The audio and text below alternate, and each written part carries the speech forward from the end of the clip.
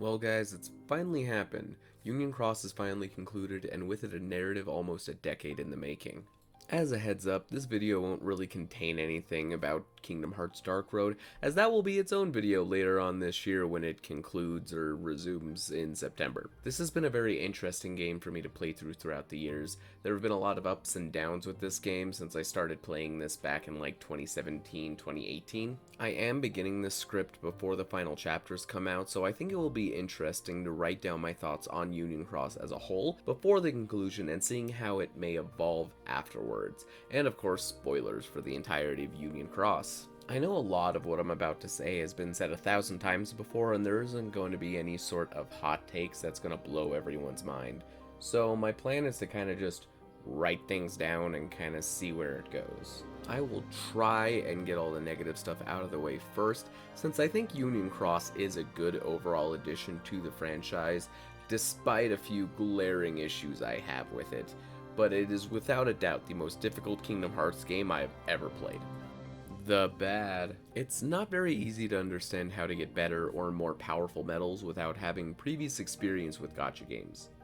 Which I didn't. And if I'm going to be completely honest, I still don't think I understand some of the finer mechanics of Union Cross compared to something like Kingdom Hearts 1 or even Birth by Sleep. I spent a majority of my playthrough getting carried by a cloud medal that utterly destroyed everything it came up against, up until it didn't. And then I hit a brick wall. It took quite a few hours on YouTube how to look up proper keyblade setups and specking medals, etc.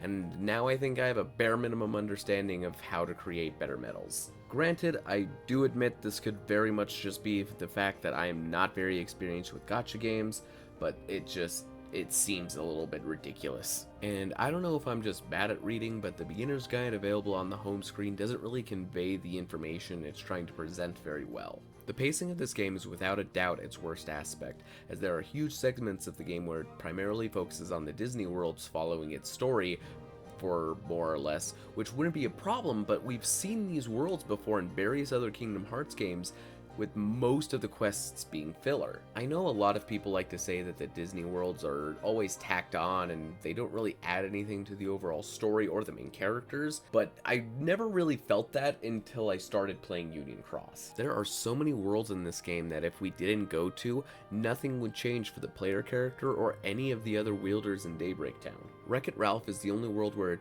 feels like it cannot be removed from the story of Union Cross without there being some sort of issue that arises from that. I've recently been going through the story mode for Union Cross again on Proud Mode in order to get all the Keyblades, and I took some notes on all of the major story events throughout the game. I won't go over every single update since there are almost 1,000 quests in this game, but allow me to go over some of the more important story bits. In the first quest, it goes over the general goal of the game being collecting Lux. In Quest 94, it explains the overall plot of the game with the upcoming war. Then we go all the way to Quest 236, where it explores the relationship between the Keyblade wielders and their Cherethies. In Quest 375, Ephemera ditches you in order to figure out the secrets within the Tower of the Foretellers. In Quest 400, we get the official logo for Kingdom Hearts Unchained, which in my head is supposed to be when the game starts, but we don't get the logo until about halfway through the game, so I don't know if that's actually how it's supposed to work. I don't know, maybe my brain is just broken. Anywho, Quest 500, the master of whatever union you joined in the beginning of the game, quickens your training for the upcoming conflict. 501 is the beginning of the conflict between the unions.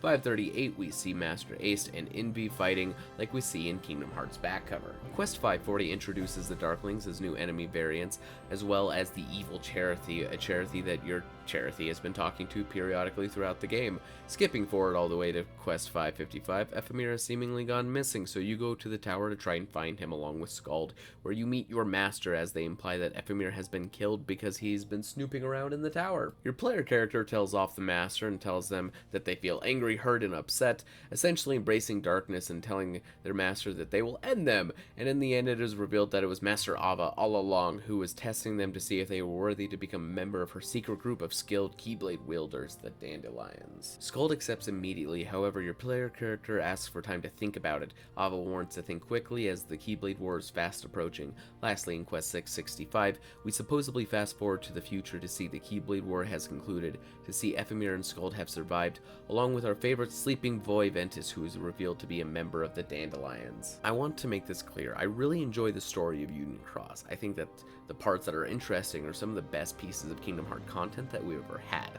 However, there is so much downtime between the interesting parts it kills all of the momentum that the game had. Almost 100 quests in until we get anything I would call remotely interesting, and then an additional 120 quests later, we get something more. Yes, there is some stuff with Donald, Goofy, and King Mickey in those 120 quests, but I wouldn't consider repairing their gummy ship compelling storytelling when there is a literal war on the horizon. Sue me. There have been literal months where this game would be left alone and we wouldn't get any updates. The not bad. Alright, now that I've been a grumpy gills, let's go over some of the stuff that I truly love about this game. The Heartless designs in this game are without a doubt the best in the series, whether it be the bosses that you fight randomly throughout the campaign, or the event bosses held throughout the year. They're just plain awesome. I'm not sure if Nomura designs all of the Heartless throughout the series, or if he only designs the characters and the important Heartless like the Darklings, but fuck man, there are just so many good Heartless designs in this game that are just straight bangers, and I will do whatever it takes to get more of these designs into the rest of the games. It's just something I really want to see throughout the future of the franchise. The characters are probably my favorite part of this game. We unfortunately don't get to know a lot about the foretelers at the moment, but with the way that the series seems to be heading, we're bound to get a deeper look into them within the next couple games. The Master of Master gets a lot of screen time throughout the course of this game, especially in the last 200 quests or so. We get a lot of specific cutscenes with him and Lushu as they're presumably watching over the leader of the Dandelions. It really gets to the point to where you question whether this is the player character's game or if this is his game. The amount of information we get from these cutscenes are wild. There was a Keyblade War before the events of Union Cross where the Master of Master fought in when he was a child. They give us a look into the evolution of darkness throughout the ages, where they started looking as more humanoid looking figures and then slowly turned into the typical Heartless that we see today. And probably the most important, the next stage that the franchise will most likely be taking is a multi-lifetime plan to destroy the darkness once and for all. This gets a little bit complicated when bringing in darkness into the equation, as apparently they're working together in some sort of way. We already knew that the Master of Masters was really underhanded from what we saw in back cover, but it's completely clear now that we had no idea just how underhanded this man is. Lushu seems to be kinder, for lack of a better word, though the interactions we get with him in Union are rather short, so it's hard to get a full scope of his character at this point in the series. It would make sense for him to become incredibly jaded throughout the years, thus turning him into the Xigbar that we know today. However, it's hard to tell whether or not this is actually Xigbar or if this is just the role that the Master of Masters has assigned to him. Ephemera, Skuld, and Ven are all fantastic characters that I've enjoyed getting to know better throughout the series, though I will admit that seeing Ven in Union Cross was a shock and probably the first moment I could personally say that Union Cross had me hooked. It was no longer just something for me to get my Kingdom Hearts fix in the lead up of Kingdom Hearts 3, it was something I legitimately wanted to play. Brain is probably my favorite character the entirety of Union Cross. He's incredibly clever, cool-headed, resourceful, and holy shit, he has the Master Defender? That's neat as hell, dude! Elrna and Luarium were also one of those moments in Union Cross that I was just simply blown away with, as they are the somebodies of Larxene and Marluxia respectively, and this update came out right in the middle of the Kingdom Hearts 3 hype season, and I was just Getting more backstories on these characters is fantastic, as they're some of the few organization members that we know little about. Plus, Larxene is my favorite organization member for totally non-simping reasons. The last character I want to talk about real fast is Starlitzia. Now, please hear me out. I just don't get it. She was only really in one update, as she was killed in the same update that she was revealed in, and she was also kind of stalking you throughout the entirety of the game, and she keeps talking about how she wants to meet you but doesn't have the courage to actually go up and talk to you, and then she gets killed by Ven. It honestly just kind of makes it feel like her entire character personality trait is I'm shy, and I get how that is appealing to a lot of people, especially in the Kingdom Hearts community, but I don't get it. I don't think she's an awful character, I just personally don't see the appeal. However, I will say I do love the relationship with Luarium and how that works, and it's a very interesting thing to watch him kind of hallucinate throughout the remainder of the game about Starlitzia. Alright, now that we've got that all out of the way, let's go ahead and talk about the finale. Quest 978, Part 1. Strelitzia is clearly going to be a much bigger focus throughout the rest of the series, as a very large portion of this quest was specifically dedicated to her. It's unclear whether or not she was with Luxu or the Master of Masters, as both of them were in Daybreak Town during the events of this quest. Luxu's conversation with one of the Darknesses is fairly interesting.